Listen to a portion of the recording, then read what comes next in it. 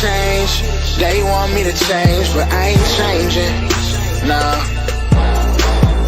I remain. And you are now tuned into another episode of Intellectually Petty Radio, brought to you in concert with A Beautiful Machine magazine, that's family, as well as the mighty, mighty, mighty Nerd DJs Radio Network. You already know how we do it. Yo, week after week, month after month, and year after year, we only rock with legends around here. And today is absolutely no exception. We have the most magnificent individual to step in front of a camera and a microphone since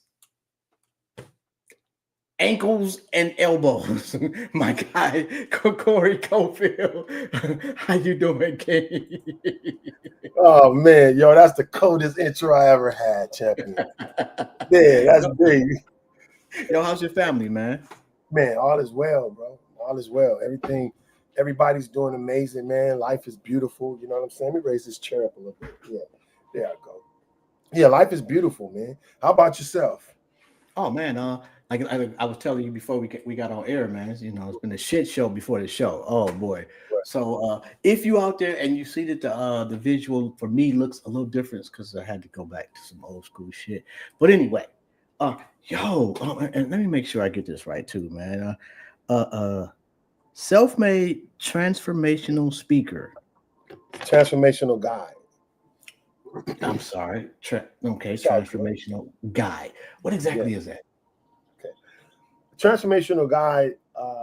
I just help people transform their lives. I help them find their passion, and then I give them detailed steps on how to get to it. And the reason why I say guide, because I feel like a guide has a different a different role than a coach, right? Okay. So if you're dealing with a coach, a lot of times, just think about basketball or football, any of that. When the coach tell you what to do, what they say, go do it. They send you on the field, and it's up to you to get it done, right? But if you go on a guided trip, right, or a guided a tour, right, the guide is with you the whole time. Now, the guide has been through the tour before, so most times they know how to navigate through where you're going. Yeah. And the most important part is that they have been successful in some part or the other at navigating through it. And so a guide for me is a person who's there with you through the process completely. So with my clients that I work with, so I do individual one-on-one group guidance. So that means personal performance, right? So also business, just keeping you in line with your goals, setting goals and different things like that. So a guide is with you through the whole process, whereas a coach is there for a period of time and they send you out to go do it. Okay, I got you. Yeah. At what point did you realize that was a talent?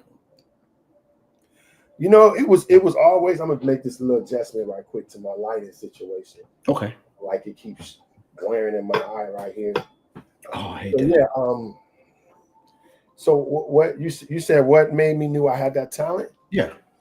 Well, mainly it was when I would find myself dealing with people all the time. You know, people will call me and they would have different things they're going through, and I would tell them, "Oh, well, do this, do that, do this, do that," and it's just always. I always grew up with being able to see the other side of things. I think my superpower is my ability to have empathy, right? My ability to be able to understand and realize what someone else is going through, and then the main thing was just dealing with my own self issues, right? Okay. All my own self problems that I had when I was, going through self-conscious issues. I'm sure we'll get into some of that if that's where it goes. But just growing up, having so many things I battled from. First of all, shout out to Detroit, my home city. And absolutely. So, what up, though? And so going through a lot of that stuff and just redirecting my life and pulling myself up out of all kind of self-conscious issues and doubt. I just saw, I'm like, man, if I went through all this, I'm sure there's other people going through it. And so, and whatever you want to do in your life, the universe, the almighty Yah has a way of putting it in your path. And so before I knew it, I was bumping into people who needed, a different, a different point of view. And so they would call on me to help them. And I found myself doing that. Before I knew it, years into it, I just, it's just something that I started to do and I loved, Is it different guiding men versus women? And matter of fact, before we get into that, Mm-hmm. doubt for men can be seen as a weakness. Mm-hmm. How did you deal with doubt and being self-conscious about things yourself to get over that hump?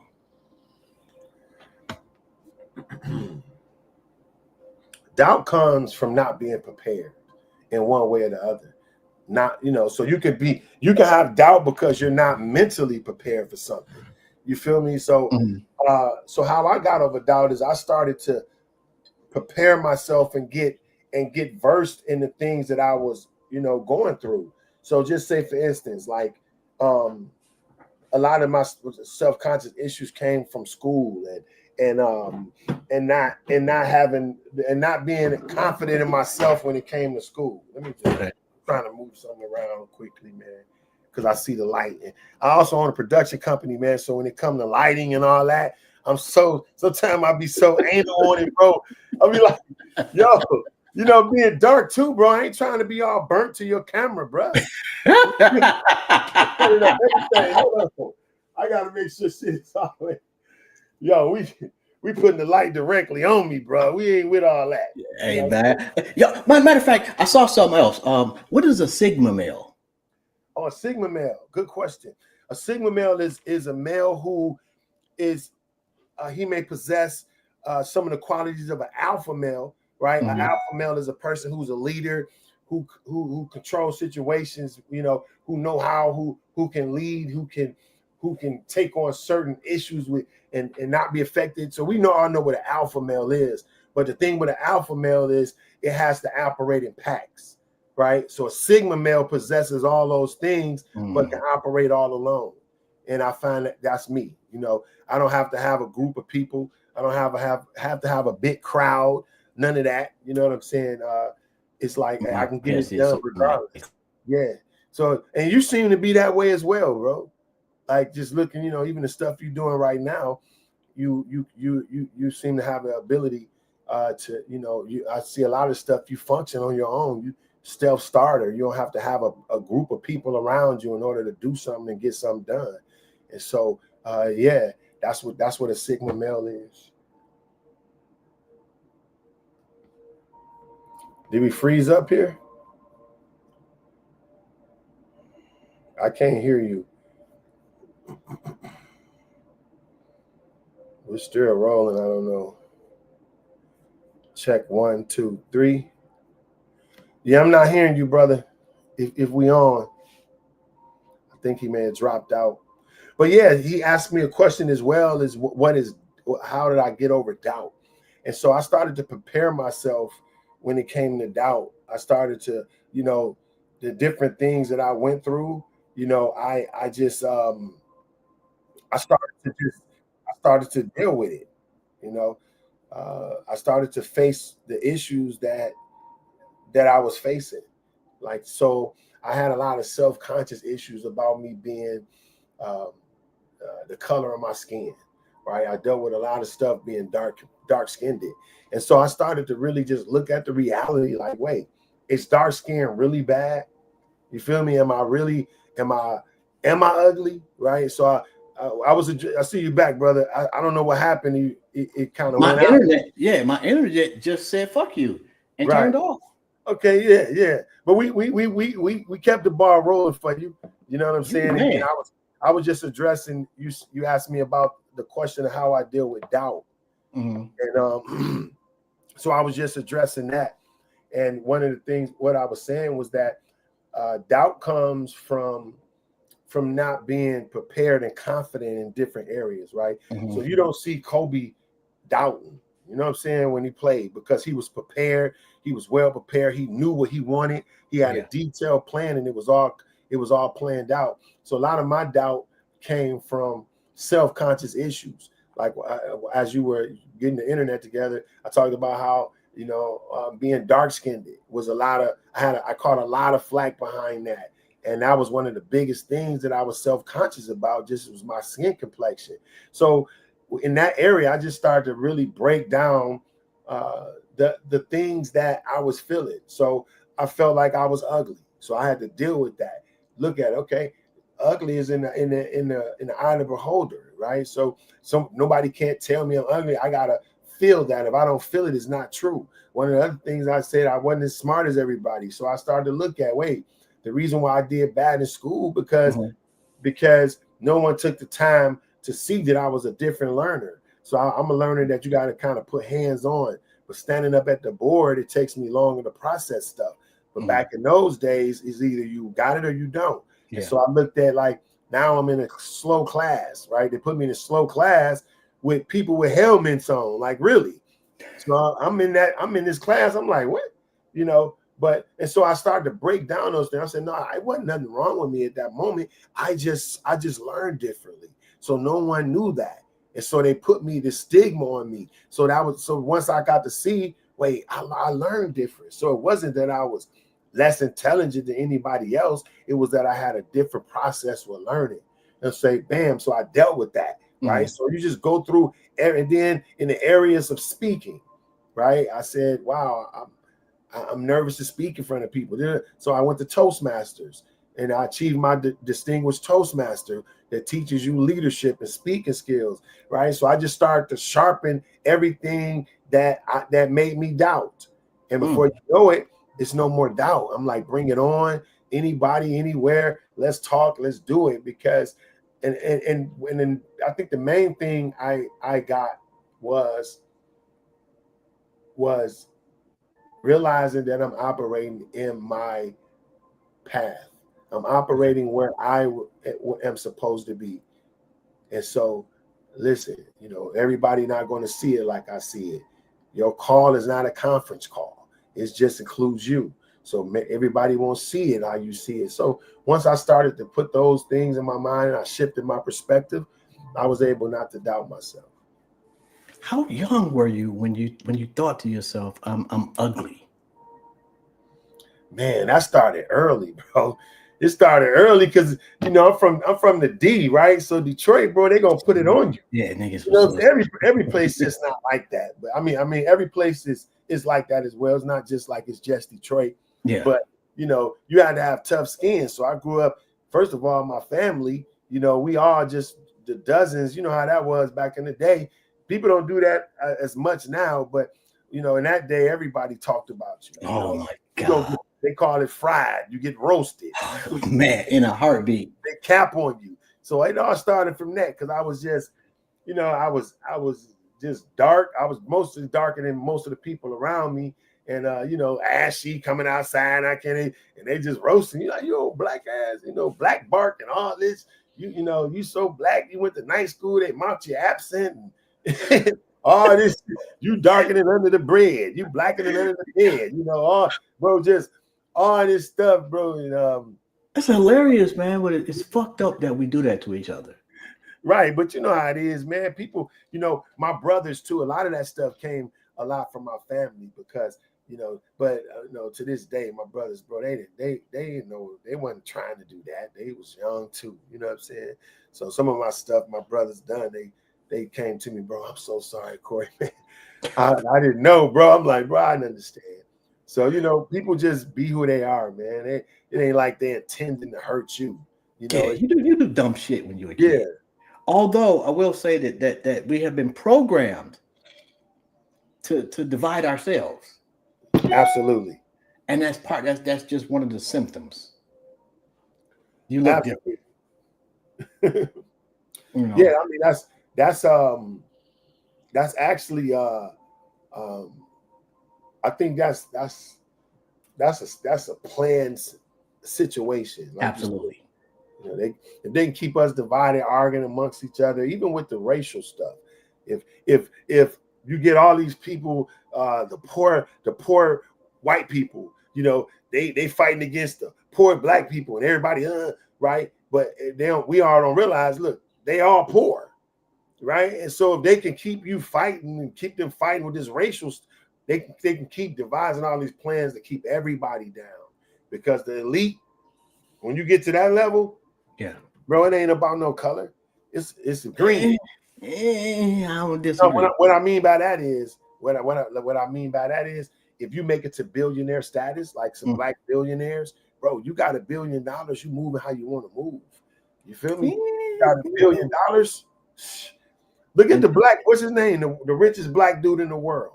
You know, he might look at Diddy. Look at Diddy, a billionaire, and they showing you. Yeah, but that's kind of like a he made it hella easy. Don't get me wrong. Right.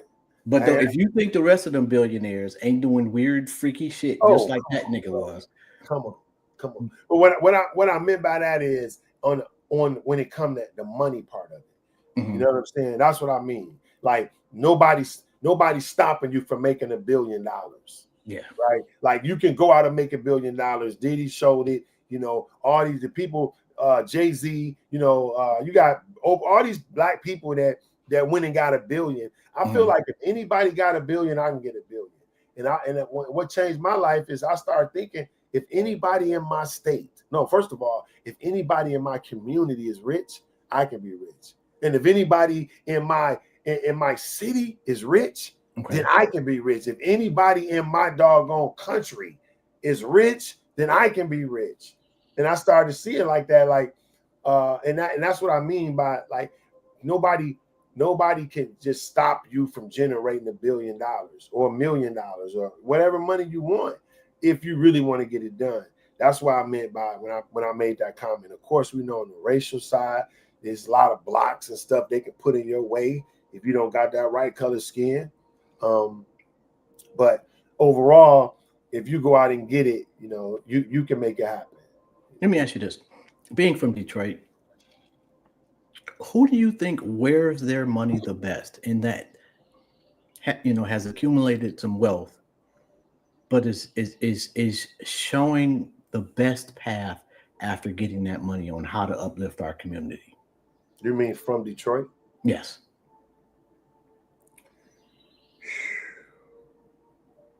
Man. Because for me, I'm going to say Jalen Rose. Jalen Rose? Yeah. Jalen Rose got to school, right? He got to school. He got a lot of stuff. Yeah, I would say Jalen Rose. If not Jalen Rose, I would say Big Sean. Because he got a lot of stuff he's doing in the city that people don't know about. Yes. You know, a lot of money he put out there and people don't even know because he don't want to get a lot of credit for it. He just do it. So I was gonna say Big Sean, but Jalen Rose would definitely be far as longer. You know what I'm saying? I would definitely I'll vote for him as well. Although I gotta say, and I know Chris Webber is not a fan favorite, but he's got a collection of slave letters that I saw at the African American Museum some years ago. Yo, man. What? Letters that slaves wrote either to each other or to somebody else. And it just gave you a glimpse into the horror, the real horror and how they were kind of dealing with it. That was one of the most impressive historical things I personally have seen about our people. It just did something to me to see it. And where is it? It's in Detroit? It was. He let the African American Museum. Right. He let them put them on display for like he had an exhibit for maybe a month or two. And I just happened to take my daughters to go down there and we saw these. And up until that point, I'm gonna be honest with you, I'm not the biggest fan of Chris Webber personally. Still, right. It's not even the timeout. It's the whole, when he kind of snitched on old boy, that didn't go well. It just, I wasn't a fan of his. I didn't understand how he was looking at black people, and it was a different lens. When I saw those letters, I got what he was trying to do. To hold on to some things that once you read them change you a little bit. So I got it. It was just a more intellectual approach if that's a good word. I don't know if that's a good way to explain it. Man, I'm definitely interested in seeing that. I wanna check that out. Yeah, that shit was crazy, bro. Yeah. Yeah. I can't imagine. When you said that, I'm like, wow. Like Yes. to read something that while they were in the moment. Like Oh, I definitely got to. I'm gonna do some research on that one, man. Thanks for putting that in my space. oh, no doubt, man. East side or west side? Where'd you grow East up? 7 Mile, Oh, that's 7 Mile. see, I'm from 7 Mile too, but I'm the real 7 Mile. I'm on the west side. Ah! Ah! 7 Mile. Hey, but you know what, bro? This is something I really thought about doing. I really want to shoot a documentary on 7 Mile because everybody's so familiar with 8 Mile from the Eminem point of view, but at the end of the day, bro, 7 Mile got so much history. I'm talking about from the east all the way to the Yes. west, bro. Yes. 7 Mile is the mile. Like I Yeah. really believe 7 Mile is the main mile, bro. I mean, it is. That's not even a question right there. 7 Mile, like you said, I mean, from the east all the way to the west side. You know what I'm saying? 7 Mile has a deep history, a really, really deep history, man. Yeah, man. It's yo, what I saw a young lady not too long ago that wasn't from Detroit, and she did a video, and she was saying how Detroit was the blackest city she'd ever been to. Like she had never been to a restaurant that only had black people in it before. The waitress, the waiters, the cook, the all the patrons and black people on dates, and it just was so powerful to her. When you leave the city and people ask you about Detroit, what is your favorite thing to talk about?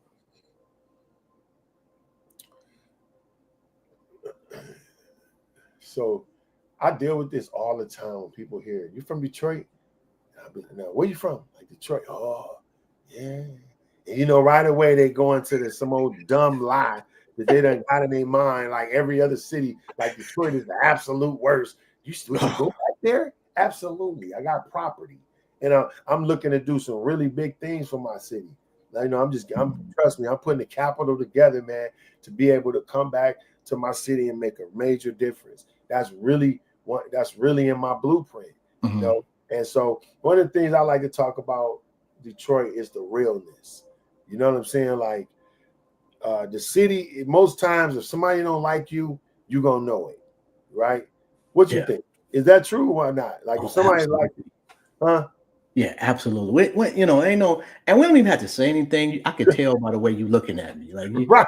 That's like what you I'm got saying. disgust on your face. Yeah, nigga, Detroit, like you looking at you grimmed up, right?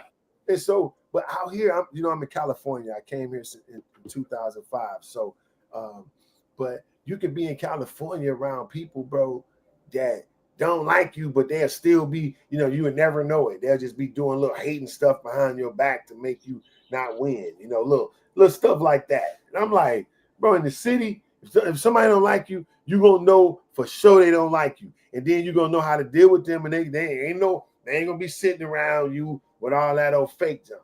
They're gonna be like, man, I don't like that. They don't have anything nowhere around me, bro. Exactly. Like, straight up. And we ain't no extra shit to hate on you. I'm telling you, bro. I'm just not fucking with anything you're doing. Right now, if you come after that, you might get smacked. You feel me? Like it's the realness, bro. It's the realness of my city that you can't duplicate nowhere. Hey, look, come on, bro. I'm serious out here.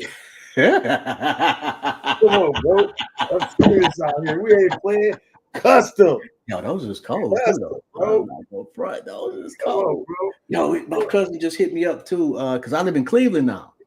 And so the Lions playing the first preseason game in Canton here at the Hall of Fame, the Hall of Fame game. He's like, man, you want to? We might have to fuck around and go. Yo, what is for you? What's been your biggest success story? When somebody's come back to you and said, you know what, I appreciate that you guided me to this point, and without you, I wouldn't be here. I'm gonna read something to you. A text that I got. Mm-hmm. So I do a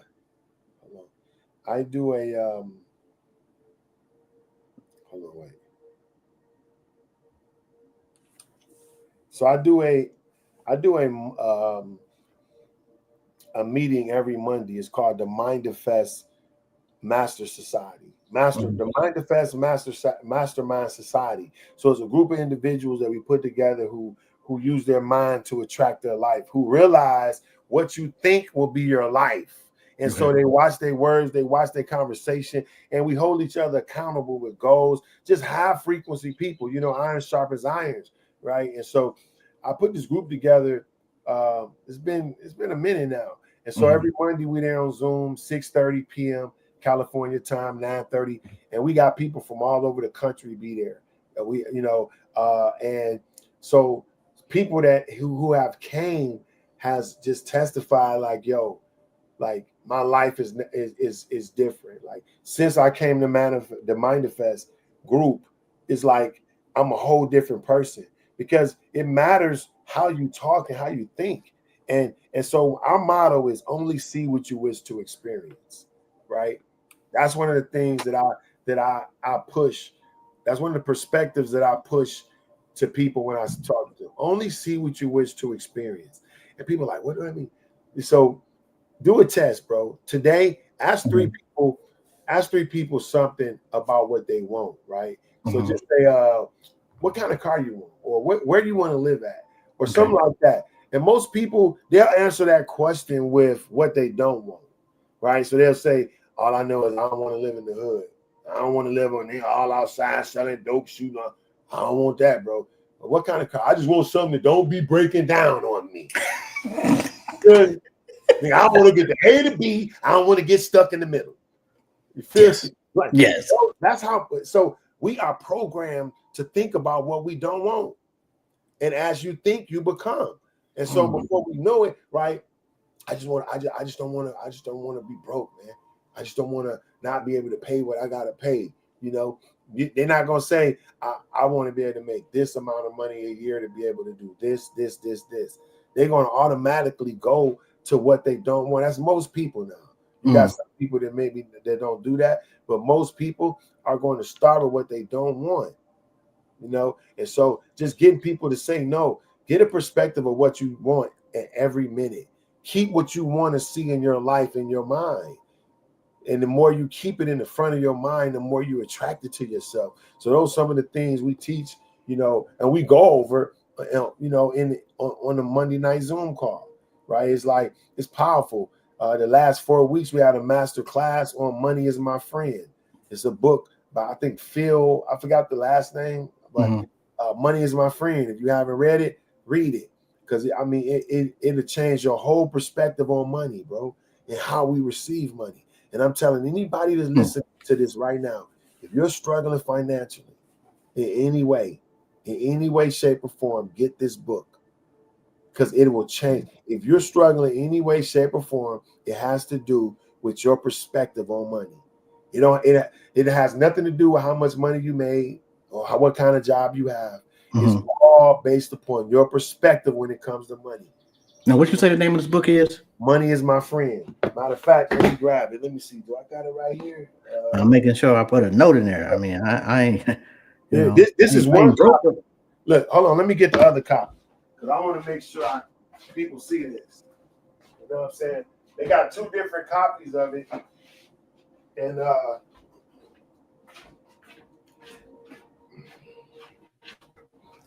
this is the other copy that most people will see. Okay. Money is My Friend by what's that? Phil Lott, whatever. And they also have this version. This is a newer version. It got more stuff in it. But this book right here, it was taught by we did a deep dive on this. A young lady named Brittany Reeves, Billionaire Brit on Instagram. She took us through a master class 4 weeks, bro. And I promise you, this book, I was so blown away because some of the concepts and stuff that this book went in when it came to money, I was like, I never even knew anything about it. Nobody ever talked about it coming up. And see, money is a frequency, and it really is. And see, if you just think about this, have you ever heard the term money don't grow on trees? Yes. Do you believe it? No. Thank you. Technically, that's where we get it from. Thank you. trees, bro. Now, see, but what I'm trying to say is that's a perspective that sets you to believe that money is limited. Money is limited, but it's not, bro. Money is no shortage of nothing on earth. Everything y'all made is still in existence. You ever saw a bird saying, "Oh man, I gotta go get these seeds"? Crying? No. You'll see a stray dog on the street done licking some water being provided for it, right? So it's never a shortage on nothing. But it's these little perspectives and these little lies they tell us, like money don't grow on trees, to get us to believe that it's a shortage. You know what I'm saying? Money absolutely grows on trees. And so when you develop a perspective that money is endless, and that we don't have to be afraid to spend, because that's why it's called currency. Money has to flow. Money is like the tide of the ocean, bro. It comes in and it goes out. And once we really believe that, we won't be afraid to spend. We say, "Oh, we need that here." Bam. We give it away, and then it's going to come back. So once we change our perspective on what money is and how it's drawn to us, and that is not done by work or hard work, it's a frequency that you draw to you. And this book goes into it so in detail, man. Some of the stuff I knew, but some of this stuff in this book, you know what I'm saying? It said, eliminate your financial fears and take your first step to financial freedom. Whatever you fear will follow you around like a puppy. You know? And if you got a fear deep in you about, am I going to be provided for? Am I going to have enough money? If those fears are real, but what I'm trying to tell you, if you know how the universe is set up, when I say universe, I mean Yah, the Most High, right? I'm not just saying out there where the stars at. I want to clarify that, because people be, universe, what? You know, but I'm telling you what I mean, because people, right? You know what I'm saying? But if you really see how Yah made the system of self-provision, and if you fall in line, man, money is flow, bro, and you can't even go low without it coming back in. I promise you can experience this. But see, most of us have our mind inundated with lack. We have our mind inundated with not enough. We watch all the news programs that say it's a recession. It's never been a recession. It's been people locking money down and people believing that that's the case. And whatever you believe, you experience. Bro, like straight up. And that goes all the way through our life. Whatever I convince you to believe, you will expect and you will receive it. So if I can convince you money is a shortage, it's tight, then you won't expect to make that much, and then you won't. And guess what? Just like I say, whatever you deal with subconsciously, it will be subconscious, and you will call it fate. Right? So you got some in your mind, you thinking like, and then it happened. I knew it, man. It was supposed to. No, you drew it to yourself. Have you ever heard of the? It's called the reticular activating system. Have you ever heard of that? It's no. Every person created has one. So your reticular activating system is based at the bottom of your brain. It's shaped like a little walnut, right? And the purpose of your reticular, man, I wish I could show. Let me see something right quick, brother. That is crazy. I have never heard of that shit before. Okay, watch this, bro. Watch this. Your viewers, they about to be blew away, because see, this is what I'm talking about. All this stuff that matters to how we've been programmed, but we never knew. So we walking around thinking that this stuff is supposed to be like this, but really we're drawn into ourselves. And I'm gonna show you right here. Watch this. RTA. Watch this. I'm gonna show it to you, bro. And when I saw this stuff, it blew me away. I'm like, man, this stuff is real. So this why I ain't rich yet, bro. I promise you, absolutely, brother. Watch this. Hold on. Because this whole working for the man shit is painfully. Hey, bro, you don't watch this. Watch this. Hold on. Activating system. Okay, now look. I'm about to show you. Hold on. Let me see something right quick. Now I got a 4-minute video, bro, that I think would be imperative if I can show this. Let me see this video file. Okay, no. You talking about right now? Just give us a link. I'll put it in the comments. Yeah, I'm about to do it right now. That's what I'm getting. But this reticular activating system, it's a 4-minute video, and this explains exactly how it works and what it is. But I'm gonna explain it quickly. But I just want to drop this link in here so that I put it in the comments. Okay, so your reticular activating system is responsible for bringing things in your life. So it's your brain's manager. So all the information and bits, the information we see, millions of bits of information, what's going on in your peripheral vision, your mind is intaking all this stuff at one time. Your reticular activating system is the manager. Everything goes into that, and it throws out all the unnecessary stuff, and it files away everything that's important to you. So you ever bought a car, and next thing you know, you saw that car everywhere? Yes. That's your reticular activating system. It brings to your attention, and it shows and draws into your life what it thinks is important to you. So your reticular activating system, it only keeps the information that it thinks is important. Everything else it throws away. We get millions of bits of information every day, right? And so your reticular activating system say, oh, that's not important, but I'm gonna save this. Yo, that's crazy. That's how it knows what to save, though. It knows what to save by what you think about. So it says, oh, he just got a new car, so you're gonna be thinking about a new car. Your reticular activating system says, oh, he's thinking about a new car. Now I'm going to show him every instance where there's a new car like he thinking about. But this the point, bro. It works like that even on everything in life. So if you say these Negroes can't drive in Detroit, right? If you say that straight up, your reticular activating system is going to process that as let me prove this right. So now it's going to draw every experience to you to prove that point. Bro, I promise you that's how it works. But if you say, yo, everybody drives amazingly, and you say that and you think about yourself, your reticular activating system then brings you every instance where this is true. So this is important because if you think money is tight and all you think about is lack, your reticular activating system is going to say, oh, he wants lack. Let me bring more of it. And it's going to continue to pour what you think about. That's why if you believe in the Bible, it says, as a man thinketh, so is he. It say that all the way. And then another scripture that these are the church people be talking, but they don't listen to it.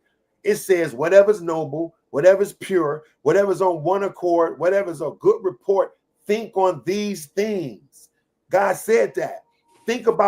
Only think about things that's good, things that's noble, things one accord, because God knows, Yah knows that whatever you think about will be your life. So if that's you think hard about to do. trouble, if you think about broke, you think about how much you ain't got, my paycheck is only going to be this. If you keep those thoughts in your mind, you're going to keep producing the same situation, bro. And I promise you it worked like that. Okay, so I got a question that I ask everybody that comes on the show. It has absolutely nothing to do with nothing, but here it goes. You're sitting on a park bench and God or Yah next to you, and he or she says you can ask them one question. What would it be?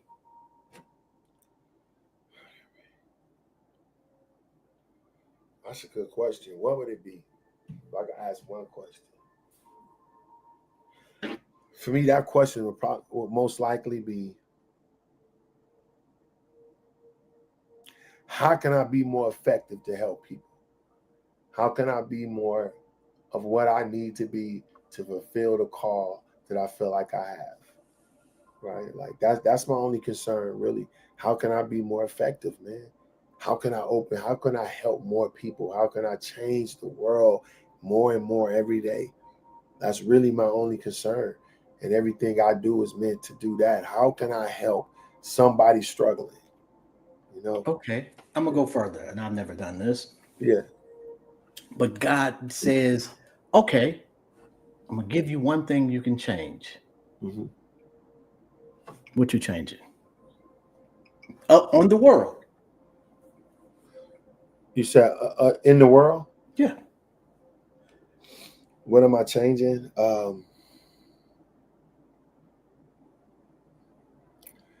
I would say I would point people back to Yah. More, I would say change people's hearts, change the world's hearts. You know, make us not so hateful, make us not so selfish. You know, give people a heart to love again, right? Because I feel like if my life is lived to make sure you're good, and your life is lived to make sure I'm good, everybody taken care of. But at some point in life, right? At some point, everybody just got selfish and said, me, my four and no more. So everybody turned their attention on the inside. But I feel like it was really meant for everybody to turn their love and push it outward. Like, how can I help somebody else win? Yo, that's some powerful shit. Because most of us, myself included, would probably do it be more selfish with it.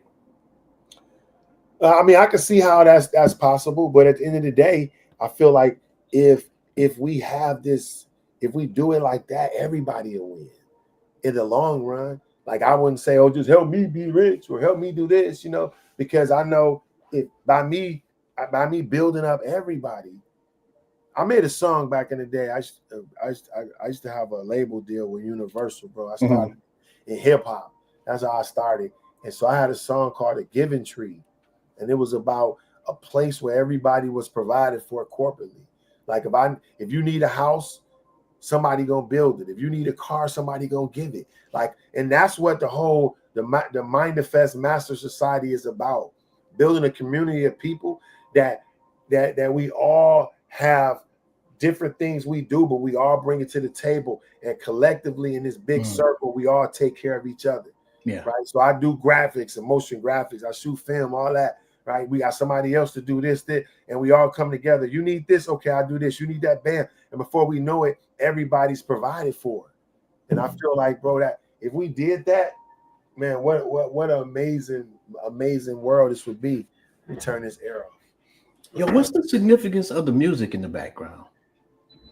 It's about energy. It's about energy, man. It's about frequency. So this particular thing right here it's a 432 frequency, you know. And so when you have frequencies, that the whole world's made of frequencies, bro. It happens all through. We just can't hear them. But frequencies shift your energy. They shift your body. You can be healed by frequencies. You know what I'm saying? It's like, and so I just keep them going. It's just a habit, really. I sleep to them, bro. I always got some kind of frequencies going, just to keep me lying, bro. It's so important. Just imagine if you listening to music, fuck that bitch, bro. You know how the energy you get in, you like. But you know what? You looking at a bitch, fuck you. Your wife like, bitch, get out. You know what I'm saying? Pulling pistols on you. Yeah, I get what you said. Yeah, so it's just like, you know, energy to put you in a certain energy, man. Because I got, like I said, man, we from the city. You know how we grew up. I had so many traumas, bro, wilding on people, that I had a lot of anger and just a lot of stuff. And I like to say this: I haven't arrived, but I left. You feel me? So I haven't got to where I'm supposed to be all the way, but I'm on my way. And so I just keep stuff like this just to keep me in a higher vibration, which, keep my mind thinking on a higher level at all times. What's the most important habit change that you've made? The most important habit change that I've made is, I would say, changing my perspective on life.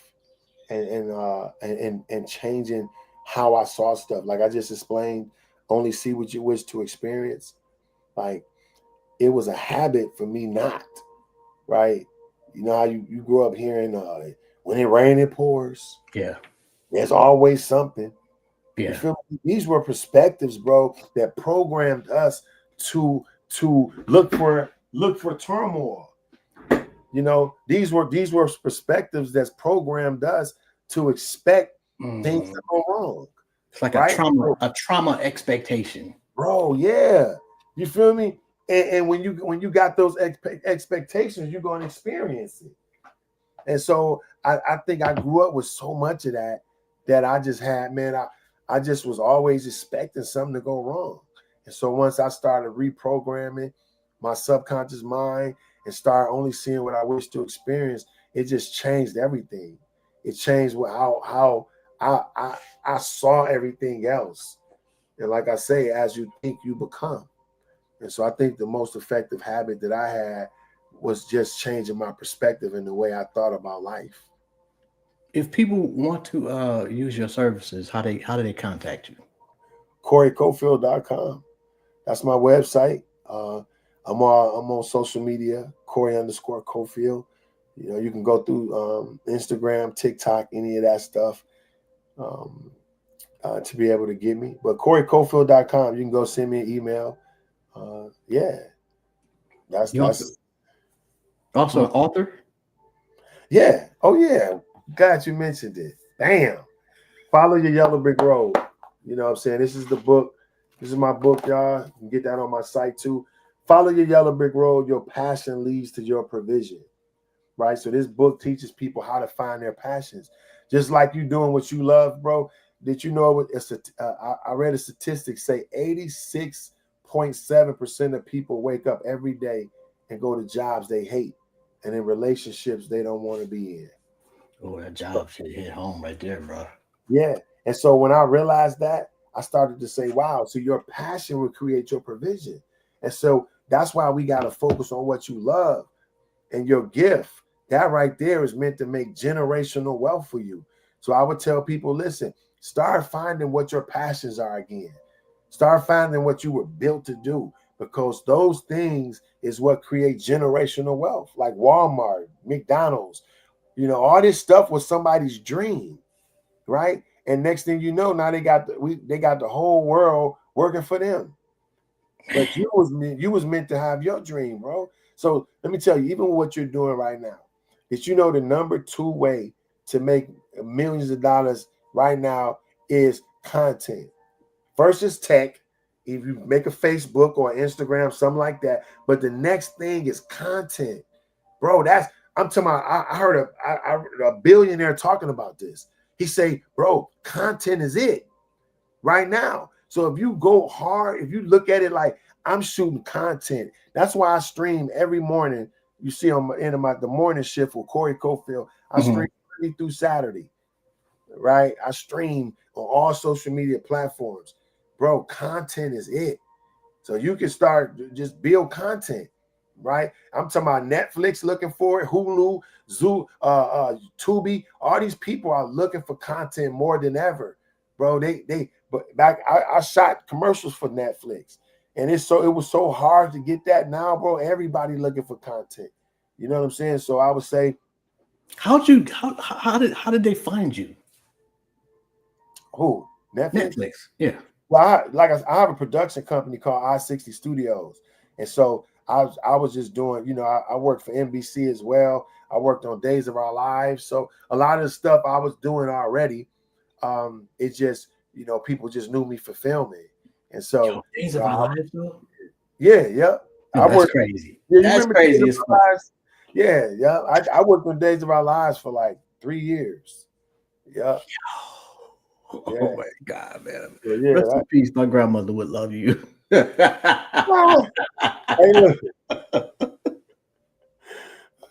that's so funny, bro. Like I was laughing because when I got on set, I'm like, and I'm, you know, Stefano. I worked directly with Stefano. He was one of the biggest names there. I bet your grandma, you say his name, she gonna say what? Now Stefano was my guy. I worked with him every day. You know, what's his character name though? Stefano. That's his name. Yeah. Oh, look him up. Yeah, Stefano, man. Me and him was that man. He died now, but he was a powerful individual, man. He was one of the biggest talents on the show. You know, he was on there all years, man. But yeah, so I've been working with them and going through that kind of stuff with them is how other people will know what I do, and before you know it, you know, stuff get passed around and people calling you, you know. But it's a lot of rigmarole to get through all that stuff. You know what I'm saying? It really is, and that's why I started doing independent stuff, because you sitting around waiting on them, man. They calling you when they want to. You know what I'm saying? That ain't paying the bills. Yeah, so you just gotta keep, like this man Stefano right here. Oh yeah, I do know that guy. That's me and him right there. Me and Stefano, look. Yo, that's crazy. Yeah, so that's how I got a lot of plugs, man. I got a lot of plugs. This is us on set right there. The different suits. Man, do you know them suits used to be so dirty, bro? Like you going to dusty, bro. They didn't even clean it, bro. They just put it on. And bro, that camera make that stuff look so good, bro. The sets, bro, all that stuff it was in so dusty. You hit the couch like, I'm like, damn. And bro, and I'm telling you, you looking on TV, them mugs looking like they in $1 million mansions and all that shit. Man, when I say that junk is all trash, it's just, it's crazy, man. But yeah, so I worked on there for years, man, and that's how I end up meeting a lot of different other people, and then one thing led to that. Before you know it, I shot a couple commercials for them and Doritos, all that stuff, but none of that. Did they give you free food? Hell no. I mean, you got crafty services.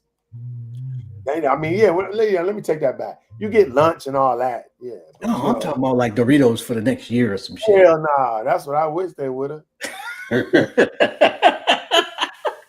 ain't give you nothing. They said, thank you. You submit the commercial, bro. It take them a minute to come back to you. And bro, they got a bro. Have you ever heard of a 90-day net? No. Just think you did some work and somebody got 90 days to pay you. Oh, bro, but they have to pay you though, right? Yeah, but it's not. Oh. They got 90 days though. So it depends on how big the bag is. Yeah, but still, no matter how big it is, dude, you still waiting.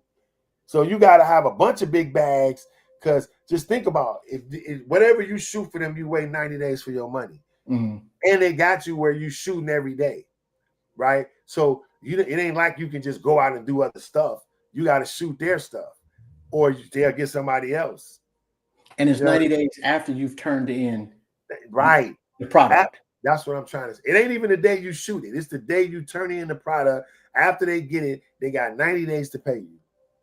Yeah. Bro, you about to set it off somewhere by the time you work, a couple months with them. You know what I'm saying? So clearly the move to California has been worth it though. Oh yeah. So I just put up this text, and one of the ladies, she said, you helped me not to only get past what was bothering me, you also helped me develop a new set of important questions for dating over 60. Just telling people, different perspectives on how to do. You know what I'm saying? That's one of the ladies that just said, how I helped change her life and to help, direct her in a different path. I don't know if I got any questions over 60 and I'm dating. I don't give a fuck about that. You got a pulse? Let's go, baby. That boy said you got a pulse? It's on. Yo, bro, I'm crying. Right. I'm just saying, fucking at that point. So I'm damn now. I'm not using the rubber. It's all raw dog. It's all downhill. Like, what we doing here? 60? Shit. It's all raw dog. Bro, you wild. Yo. Oh, yo. You wild. He say no rubber is offered. Man, yeah. Cargo bareback. All the time. WWE Raw. I'll put her out for asking. You asking what? Lady, you 64. Stop it. the worst that can happen. That boy saying using nothing that look like the rubber. It's over. Yo, Yo. you wildin'. Yo. You're right though. But apparently, there is things because think about it, man. I'm 53. Me too. Right? And look, the lady who I'm talking about, well, if you saw her, you'd be like, damn, she bad. And you know what I'm saying? In shape, all that, doing her thing, own stuff, got some money. You feel me? So it's like, I guess, if you trust me, as long as a man got a dangalang, no matter how old he is, he's gonna try to put it somewhere. Right. So ask away. I don't care. She's gonna be like, "You got any questions for me?" No. Check, please. No. No. I ain't got nothing to ask you, girl. When you coming over? Right. The Netflix and chill without the TV. Hey, but no, man, like I got I've dated women that was older than me. I've dated the oldest person I probably dated was, man, I don't even want to say it, man. Man, don't play this back nowhere, dog. Oh, nigga, if you say 75, yes, it's you say, niggas. Look, real talk. The oldest person I've ever dated was 70. Oh, that's nasty work, bro. That is nasty work, nigga. Oh, bro, no. When I tell you, bro, I promise you, dog, I can call, man, bro. I can, yo. My man say that's nasty work. 70, bro. Hey, bro, I promise to God, bro, I'm not playing. And she was bodied up, though. Now I'm not talking about like a 70-year-old. She looking like, hey, I'm talking about, bro, she was bodied. If you saw her, you'd have been like, you never would have thought she was 70. Yeah, but I'm probably gonna think she's at least 60. And that's over. I'm just saying. Bro, you cold. The bar here is not changing that much. Hey, I'm doing this podcast, right? They got you on speaker. How does 70-year-old look, dog? You saw her. I told him I dated a 70-year-old. My man say that's crazy. But how she look? How her body look? No lie. Hey, what was it? Bruh, what does a 70-year-old A1 body look like, though? Man, this thing is crazy as hell, bro. Hey, bro, respectfully, look, 70-year-old women. Hold on, what you say? Say it again. I was like, give it a sense. I'm next. What's happening? Was she bodied up? She was ready. Thank you. I'll hit you back, bro. Hey, older bear, sweetie juice. The older bear, sweetie. This nigga that made up something. Bye, Tom. Hey, that shit is wine. Hey, that's no longer berries, nigga. I would have think. Hey, look, when I say this lady, bro, I promise you, bro. You heard my man say, bro. I'm like, nigga, what? When now next? That's how bad she was. I couldn't believe it. You know, my AAR people is about to come after me over this shit. She looks. Hey, right, dog. You're gonna get some hate mail. Because I'm telling you, I know a 67-year-old woman right now so bad, bro. Hey, you out there trolling the nursing homes? You rolling by, rolling by playing Luther and Barry White. Let's get it on.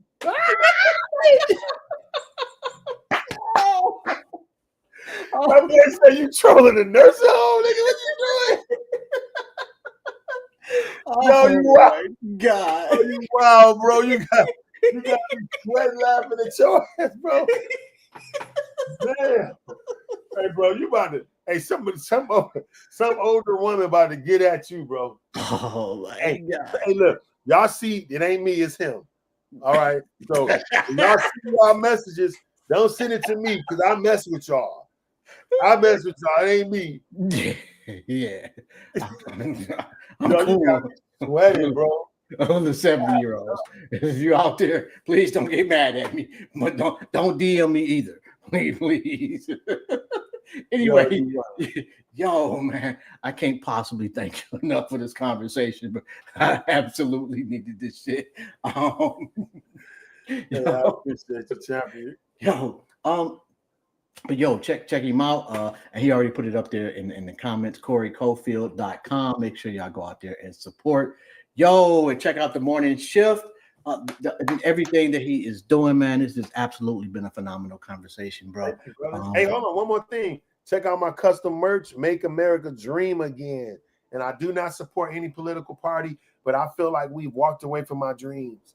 And that's why people are miserable and upset. Your dream will create your provision, man. So get back to dreaming, y'all. Do what you love. We got hats. We also got the Do Not Disturb merchandise, where sometimes you got to put yourself on Do Not Disturb, man, to do what you got to do in life. You know what I'm saying? This is from our Mind the Fest line. You know what I'm saying? Yeah, You know, if y'all want those right here. yeah, we got gear, all that. DM me if y'all want that link, man. Every Monday night, it's amazing. You feel me? On that note, man, we out of here. Y'all have a phenomenal day on purpose, bro. Thanks again. If there's anything that we can do for you, man, just let us know and we got you. Thank you, champion. Y'all day. Peace. We'll holler. Yes, sir. Yeah. Yo, y'all already know, man. This is Jobs. This has been another episode of Intellectually Petty Radio. Hopefully, I can tweak the camera a little bit. I'll be back in about an hour.